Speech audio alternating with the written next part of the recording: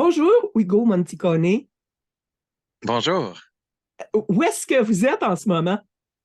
Je suis en Belgique, en fait. Je suis en tournée de conférence en Belgique, dans la Wallonie, la partie francophone de la Belgique. Dans un très beau et vieux quartier. Oui, ouais, ouais, c'est ça. C'est un quartier médiéval, vraiment beau. C'est la ville de Ath, A-T-H, mais je sais jamais comment prononcer les choses ici, mais Ath. Donc, Hugo Monticone, vous êtes un habitué de la crue des mots. On vous aime, vous nous aimez visiblement aussi. Écrivain, conférencier, globe-trotteur, pionnier de la littérature augmentée, on peut dire ça.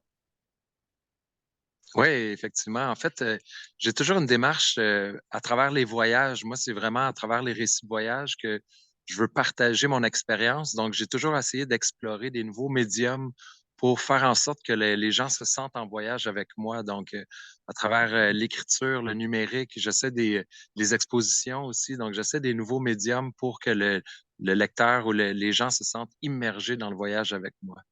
Vous venez de faire une résidence de création au Château Landry, justement, avec un projet autour de la réalité augmentée. Comment on fait pour travailler? Qu'est-ce que c'est de la réalité augmentée? Comment on peut décrire ça rapidement? Parce que là, vous allez présenter une exposition au Château Landry. D'ailleurs, les œuvres vont être en vente au profit du Château Landry avec un encan silencieux. Et quand on regarde les images sur le mur, ce sont des images normales d'affiches, mais si on regarde avec le téléphone cellulaire, eh bien là, on voit les images s'animer. Est-ce que ça fonctionne comme un code QR? Comment on travaille avec ça? Mais la réalité augmentée, il faut faire la différence entre la réalité augmentée et la réalité virtuelle. La réalité virtuelle, c'est avec les gros casques, on est dans un autre univers totalement numérique, etc. La réalité augmentée, on travaille avec la réalité, mais on l'augmente d'une couche de numérique. Donc, c'est avec notre téléphone cellulaire ou notre tablette. On télécharge une application qui est gratuite et l'application va reconnaître l'illustration, la cible, en fait, et va déclencher une animation qui correspond à la cible. Donc, c'est comme si la cible prenait vie de façon numérique. Et là, dans le cadre de l'exposition qui sera présentée au Château Landry, ben, c'est 20 affiches qui représentent 20 pays à travers le monde et chacun des pays prend vie. C'est comme un tour du monde, en fait, qu'on propose aux gens. C'est une exposition qui est tirée d'un livre qui s'intitule Tracé de voyage et qui retrace une vingtaine d'années de voyage dans plus d'une vingtaine de pays que vous avez effectués. Est-ce que là, ben, le thème de notre crue des mots cette année, c'est Nous, la Terre. Comment ça résonne chez un globe-trotteur, un thème comme Ben, celui-là?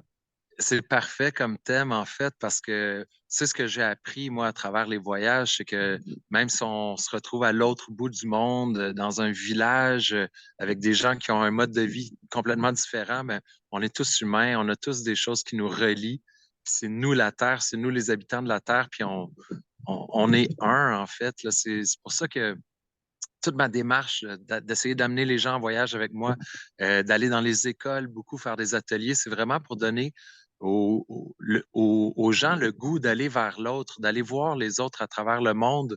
Et c'est là qu'on va apprendre, tout ce qu'on sait par rapport au racisme, aux guerres, tout ça, ça vient souvent de l'incompréhension, ça vient de la méconnaissance. Mais une fois qu'on s'est fait un ami au Vietnam, une fois qu'on a rencontré un musulman qui nous a invités à prendre le thé, etc., ben, les barrières tombent, puis on se rend compte que nous, la Terre, c'est plus pertinent que jamais, en fait.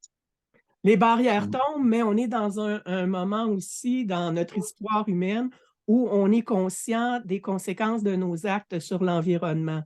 Voyager, ça a des conséquences. On le voit sur Instagram, des gens qui se prennent en photo, par exemple, devant des paysages extraordinaires et qui ravagent les lieux.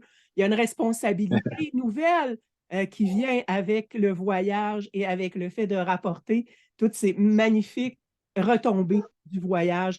Est-ce que c'est quelque chose que vous avez en tête? Est-ce que vous avez changé des habitudes? Est-ce que vous réfléchissez autrement vos voyages?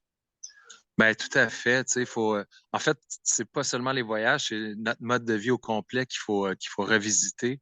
Mais en voyageant, moi, la façon que je voyage, c'est vraiment en allant dans les communautés, d'aller vivre avec les gens, de partager des repas avec eux et tout ça. Donc, il y a vraiment un échange qui se fait. Donc, j'essaie vraiment de privilégier l'échange humain, justement. Puis, ça met la terre en premier plan indirectement. Ouais. Et donc, vous serez avec nous pendant la crue des mots, au mois d'avril, et vous serez avec nous avec cette exposition Tracé de voyage, dont le vernissage aura lieu à 17 h le 24, le lundi. Les œuvres seront en vente pour le CLAC avec un encart silencieux. Et vous serez aussi de cette table ronde sur le voyage, justement, le mercredi 26 avril à 17 h avec d'autres invités de la crue. Puis ça, vous allez donner évidemment aussi des ateliers dans les écoles et rencontrer les jeunes. Ouais, c'est ce que j'aime.